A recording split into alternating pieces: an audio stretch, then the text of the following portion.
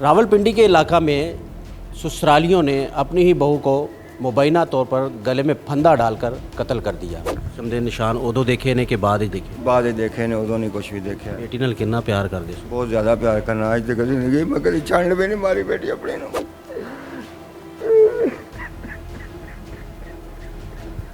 जुल्म है जी, ज़्यादती है। आंसू है बाप के, लाडली थी, सबसे प्यारी थी, इतना प्यार करते थे वालिद उनसे।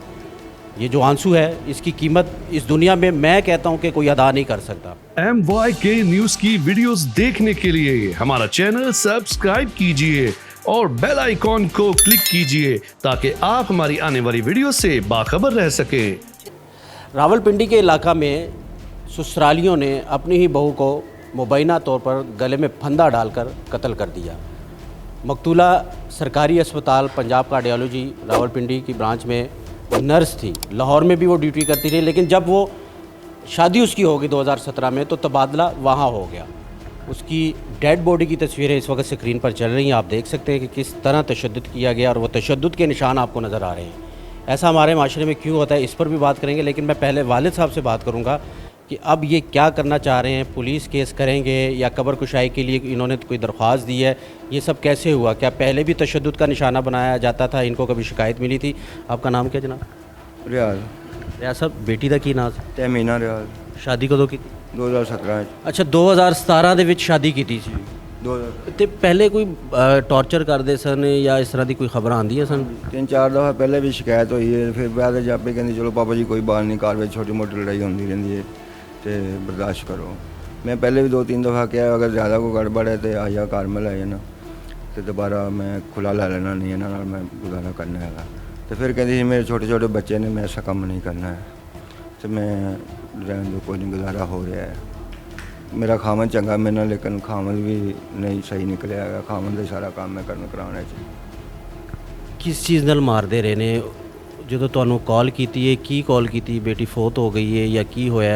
ਕਿਸ ਤਰ੍ਹਾਂ ਤੁਹਾਨੂੰ ਇਤਲਾਹ ਮਿਲੀ? पहले तो अद्धा पौना घंटा तकरीबन मेरी गल कराई गई है बेटी नाल। खैरखरीत पूछी है, मैं भी उन्होंने मैं पूछा लड़ाई का मतलब कोई होने तो नहीं लड़ाई। जो लड़ाई का मतलब पूछा उस टाइम नहीं बोली, बस अगों मैंने इन्ना कहा कि घर जाके मेरी फुफो नाल मेरी गल कराओ। मैं घर पहुँचा 10 मिनट होए ने तो कॉल आ गई है जी वो तबीयत ठीक नहीं हैगी, हॉस्पिटल लैके जा रहे हैं। मैं कहा चलो ठीक है हॉस्पिटल पहुँचो तो मैं भी आ रहा है, मैंने दसना जो कोई होश जान मेरी गल कराना तो या जो भी मामला तो मैं दसना। थोड़ी देर बाद मैं कॉल की कोई बच्ची ने चुकी है तो कहते जी हाले अंदर ही कोई पता नहीं चलिया है। उनकी कॉल बंद ही हुई है तो नाल ही उन्होंने कॉल आ गई है जी डैड हो गई है, मतलब फौत हो गए रोन लग पैंदे। तो मैं क्या इन्नी देर के अद्धा घंटा पहले गल हो रही है, अद्धे घंटे ही सारा सिस्टम हो भी गया जी, बस जी फौत हो गए। ਜਦੋਂ ਤੁਸੀਂ ਗਏ ਹੋ ਤੇ ਕਿਸ ਹਾਲਤ ਵਿੱਚ ਪਈ ਸੀ ਬੇਟੀ ਤੁਹਾਡੀ? ਸਭ ਤੋਂ ਵੱਡੀ ਬੇਟੀ ਸੀ? हाँ जी, सब तो वड्डी बेटी सी मेरी। तो जिस कि उन्होंने रखी सी लाश उनके उत्ते पई सी लाश। ਸਮਝੇ ਨਿਸ਼ਾਨ ਉਦੋਂ ਦੇਖੇ ਨੇ ਕਿ ਬਾਅਦ ਹੀ ਦੇਖੇ? बाद ही देखे ने उदों नहीं कुछ भी देखा। ਬੇਟੀ ਨਾਲ ਕਿੰਨਾ ਪਿਆਰ ਕਰਦੇ ਸੀ? बहुत ज़्यादा प्यार करना अज तक कभी नहीं गई। मैं कभी छंड भी नहीं मारी बेटी अपने नूं। मेरे बेटे नाल ज़्यादा प्यारी सी मैनूं, लाडली बेटी सी। और जिस तरीके उन्हें ख्वाहिश की पढ़ाई की मैं उस तरीके उन्हें पढ़ाया कराया सारा जिवें उन्हें क्या दिन रात मेहनत की मैं उन्होंने उस तरीके मेहनत कराई। ਇਸ ਕਾਬਿਲ ਬਣਾਇਆ ਕਿ ਉਹ ਆਪਣੇ ਪੈਰਾਂ ਤੇ ਖਲੋ ਜੇ ਔਰ ਗਵਰਨਮੈਂਟ ਜੋਬ ਉਹਨੂੰ ਲੈ ਕੇ ਦਿੱਤੀ। ਨਰਸ ਸੀ ਉਹ। उन्होंने डॉक्टर की ख्वाहिश की कि मैं पापा जी डॉक्टर बनना चाहनी है तो मैंने पैसा खर्च कर सकते जी। मैं क्या पैसा मेरा मेहनत तेरी, जिन्ना मर्जी पढ़ जो मर्जी कर, मैं तेरे नाल पढ़ाई करना। चलो कुदरती तौर पर कितों 2-3 नंबर साढ़े घाट आए सी, डॉक्टरी ने बन सकी भी नर्सिंग का उन्हें कर लिया, नर्सिंग कर ली। ਹੁਣ तकरीबन 1 महीना पहले पेपर है सी, पेपर आ के दिता उन्हें 50,000 लड़के के विचों तीसरे नंबर पर आई है। हाँ जी। ਕਿਹੜੀ ਗੱਲ ਬੇਟੀ ਦੀ ਜ਼ਿਆਦਾ ਯਾਦ ਆ ਰਹੀ ਹੈ ਇਸ ਟਾਈਮ? मैंने प्यार बहुत करती सी, पर बार बार प्यार करती सी। कोई जो भी आना बहुत ज़्यादा प्यार करती सी मैनूं। हर गल ही होंदी तकरीबन अच्छी सी, हर गल ही याद आनी, मैनूं हौसला देना, तसल्लियाँ देनी, हर गल ही अच्छी सी। कोई ऐसी गलबात नहीं सी उहदे विच। सब बड़ा प्यार करती सी मेरे नाल भी, मैं बहुत ज़्यादा प्यार करता सी।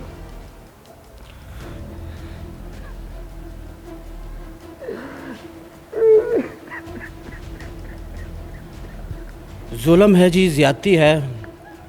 बाप ने इतनी मेहनत की अपनी बेटी के साथ, उसको पढ़ाया लिखाया, पढ़ाने के बाद लिखाने के बाद उसको नौकरी पर लगवाया, उसको इस काबिल बनाया कि वो अपना पाँव पर खड़ी हो जाए, बेटा बन जाए। अगर मैं ना भी हूँ तो अपने बच्चों का वो ख्याल खुद रख सके, और वो इस काबिल थी। लेकिन ससुरालियों ने इतना जुल्म किया, इतनी ज़्यादतियाँ की कि उसको इस काबिल ही नहीं छोड़ा, बल्कि दुनिया में जीने का उसका वो चाहत थी वो छीन ली। अब वो मनोमिटी थले है। अफसोस अब ये यहाँ पर बैठे हैं, आंसू है बाप के, लाडली थी, सबसे प्यारी थी, इतना प्यार करते थे वालिद उनसे। ये जो आंसू है इसकी कीमत इस दुनिया में मैं कहता हूँ कि कोई अदा नहीं कर सकता, जो इस वक्त इसके वालिद के आंसू है। लेकिन हमारी बेटियों के साथ, हमारी बहनों के साथ ऐसे वाक़यात रोज़ बरोज़ होते आ रहे हैं, बढ़ चुके हैं। बल्कि आज इसके साथ हुआ है, माजी में किसी और के साथ हुआ था, मुस्तकबिल में किसी और के साथ होगा। कानून ही नहीं है इतना कि भाई इसके लिए अगर कानून, कोई हुकूमतें आती हैं, पॉलिसियाँ उनकी अपनी अपनी होती, लेकिन ये पॉलिसी चेंज नहीं हुई कि ख़वातीन के लिए कोई ऐसा कानून पास किया जाए कि जो बेटियाँ हम लोग पालते हैं, बड़े करते हैं, उसको उसके ससुराल भेजते हैं, तो वहाँ पर वो हमें ख़बर आती है तो वो फौत होगी, उसको करंट लग गया, उसको फंदा दे दिया गया, ये चीज़ें, ये ख़बरें बाहर आ जाती। अब कोई दरख्वास्त दी है कब्र कुशाई के लिए, क्या होना चाहिए? उसका खामन क्या काम करता था? कबाड़ का काम करता है वो, गुडी प्लास्टर का कबाड़ी है वो, प्लास्टर का काम करता है। हाँ जी। तो उसको भी अकल और मौत नहीं थी कि भाई मैं अपनी बीवी के साथ क्या कर रहा हूँ, इतनी दूर से घर वालों ने मेरे घर भेजा है, मैं उसका ख्याल रखूँ? वो भी ख्याल नहीं रखता था। अब तो लग रहा है कि वो भी उनके साथ मिला हुआ था, जो ऐसे उसने किया है। मुझे तो वो अतमाद में ही लेता रहा कि कोई अंकल जी ऐसी बात नहीं है, जो भी हो मामलात मेरे घर के हैं, मैं खुद संभालूंगा, आपको कोई शिकायत नहीं मिलती, ज़मीनों को हाथ भी नहीं लगा सकता। तो हाथ क्या लगाना है, उसको दुनिया में नहीं छोड़ा। मैं नहीं छोड़ा उसको, हाथ तो क्या लगाना है उसको, बिल्कुल काम ही ख़त्म कर दिया उसका साथ। माँ की क्या हालत है? माँ भी ऐसे, मुझसे भी ज़्यादा वो परेशान है।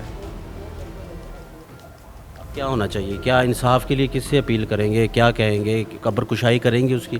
दरख्वास्त तो दी हमने कब्र कुशाई की। पर्चा होना चाहिए उन जालिमों के ख़िलाफ़। हाँ जी, पर्चा होना चाहिए, मुझे इंसाफ मिलना चाहिए। मेरी बेटी के साथ जो ज़्यादती हुई उसको इंसाफ मिलना चाहिए मुझे।